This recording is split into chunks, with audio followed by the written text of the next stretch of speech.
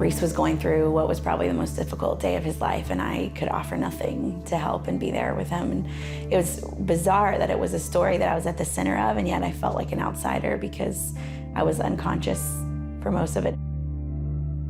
We had 2 kids already, and we were like, maybe we should have one more.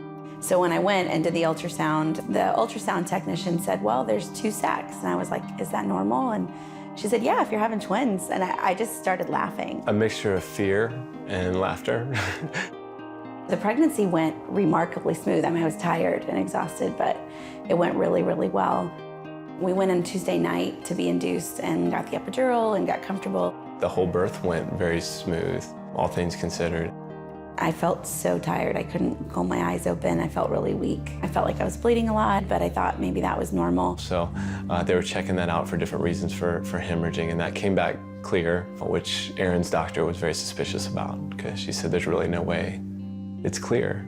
It started to move very fast, and she said that we need to get her into an OR. There was just a lot of anxiety, and my hands were shaking.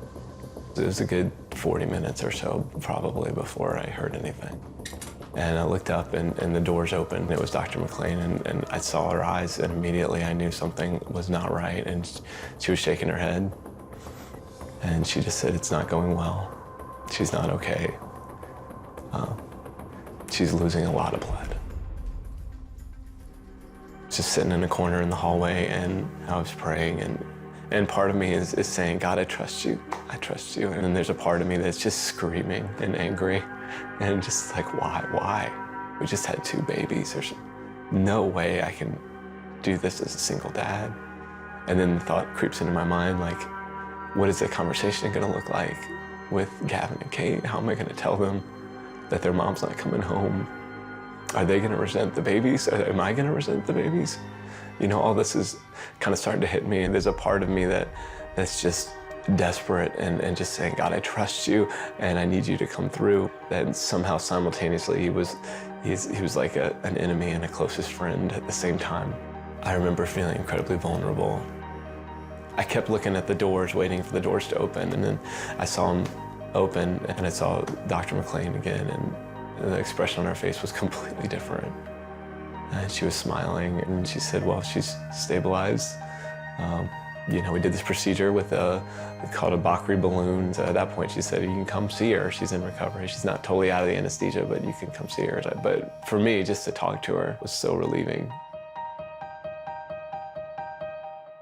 It was about 6 a.m. when the doctor that's over the ICU came in. And he was telling me that I was really sick, and that, you know, that he understood that I looked good and I felt good, but that I was not okay. You have a condition called DIC. It's incredibly dangerous. I think I Googled what DIC was and the effect that it could have, and it was nicknamed Death is Coming, because what I read said that a lot of people did not survive it, that it was usually a terminal situation. All those feelings from last night just shot right back up, and all that fear, all the anxiety. And I was just like, I can't do this again. Can't do this again. The reason she was stable right now is because of the balloon that stopped the bleeding and the platelets that were being put into her body. And so they said they were going to stop it right then, and then do the next test in a couple hours to see what happened. And then when those results came back, and they were, you know, a good bit higher, so that's when they moved her out of ICU, and so that was a huge sigh of relief. The big kids are each holding the baby, and everybody's talking and laughing, and then the phone rings.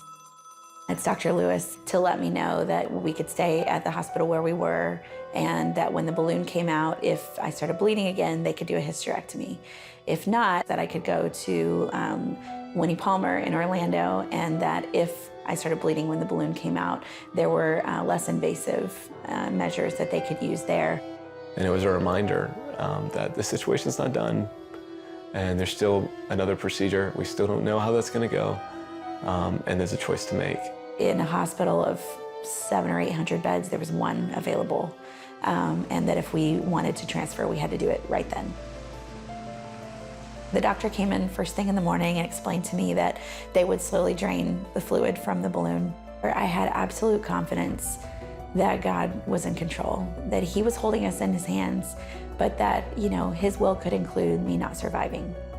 I wanted to exercise trust in him regardless of what the outcome was. There was a part of me that was logging everything, like you're taking a mental catalog of everything, because you are thinking this could be it.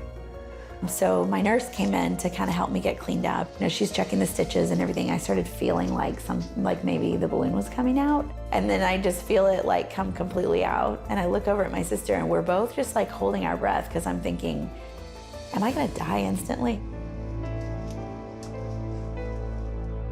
And the nurse is like, well, seems like everything's okay. And I'm like, all right, wow, okay. So it was remarkably and wonderfully anticlimactic. It was a wonderful feeling to get back home. Just engage with the babies, and for the first time she was able to just kind of play with them and the big kids again, and everybody's together. It was a really wonderful.